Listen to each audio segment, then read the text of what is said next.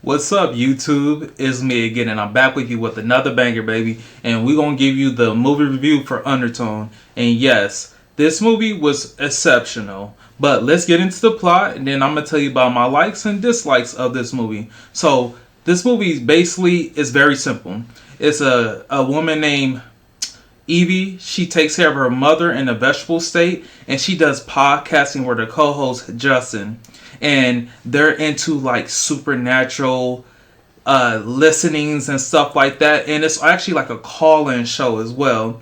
So that was something I did not know, and it's pretty interesting on that note. But that's all it is, pretty simple. But they get an email from a random email which has 10 tapes on it, files to listen to. And as slowly as they keep listening, things start happening within the point of view of Evie's side.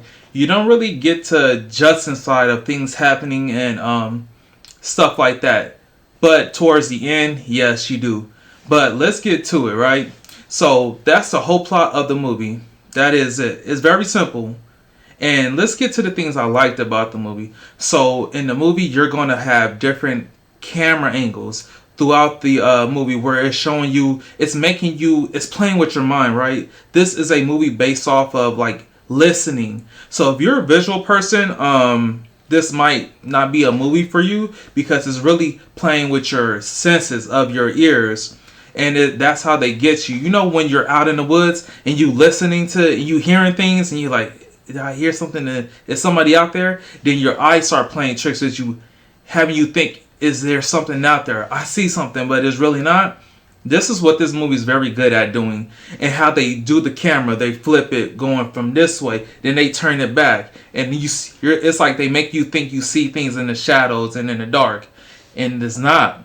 But the sound is what's really good in here. It was a sound in the beginning that had me jump a little bit, and you could also hear people throughout the theaters scream or maybe like jumped and gasped as well. And I do like how it takes place in a simple area. It's really taking place in the house, this one setting location, in the kitchen, at a table with the microphone and computer. Then you're dibbling and dabbling with her taking care of her mom, and you start to see that they had a relationship, a good one. And what's crazy to me is that the Evie is like listening to these horrors and going into stories that's happening, and her mother comes from like a very religious background, and it's like, like not to do that, right?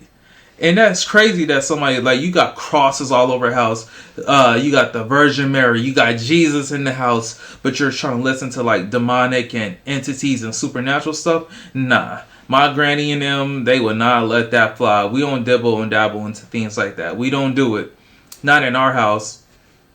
And throughout the film, there's like little hidden small things that's happening with the mother. The mother, from what they make it seem like, is the mother is giving her clues and signs of leave it alone, because as each file that they go through, they got 10, it start getting worse and worse and worse.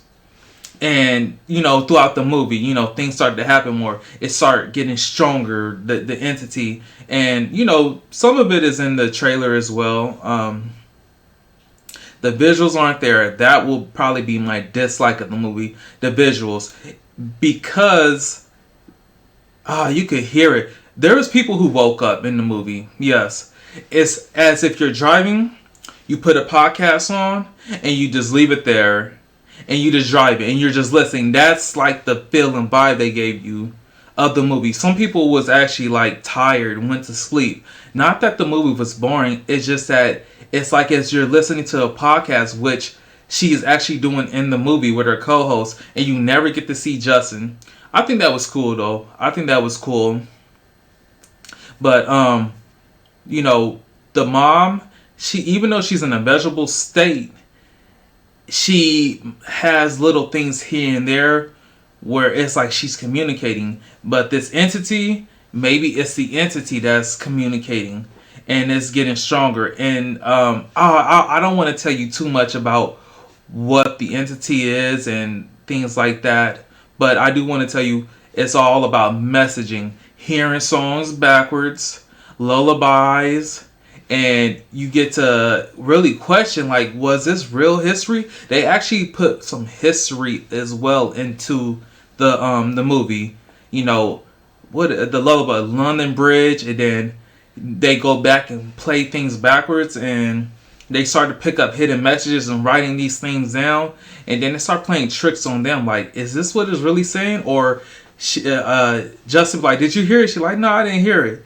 And then they start playing with you, like, I don't think I heard it either. So it does a very good well of messing with your mind, which messes with your eyes. Because it was maybe sometimes in the theater when the camera start moving and going to these different angles that maybe I thought something was there. And I don't think there was anything there. And when it was something there, they wanted you to know it. Like, it was for sure being shown that there was something hidden down there. But overall, I think this was a pretty good, solid flick. I think it was solid. I think it was good enough for you to go check it out in the theaters. I'm going to give this about a 7.5 out of 10. It's good enough to go check it in theaters. I'm not going to give it an 8 or 9 or anything above that due to the fact that the visuals weren't there. And depending on you, if you're a relaxed person and you know you want to see things going on to kind of get the blood going, it's going to happen in increments, not from like here. It's going to be increments starting, you know, so you might actually wander off and you might get relaxed and might fall asleep. So if you're not, just wait for streaming. But if you're just want a good horror flick and something pretty decent, I recommend going to watch it. I do. And on that note, hey, what are your thoughts on the movie? Have you seen the movie? How do you like the ending? Did the ending satisfy you? And what was the hidden message in the ending?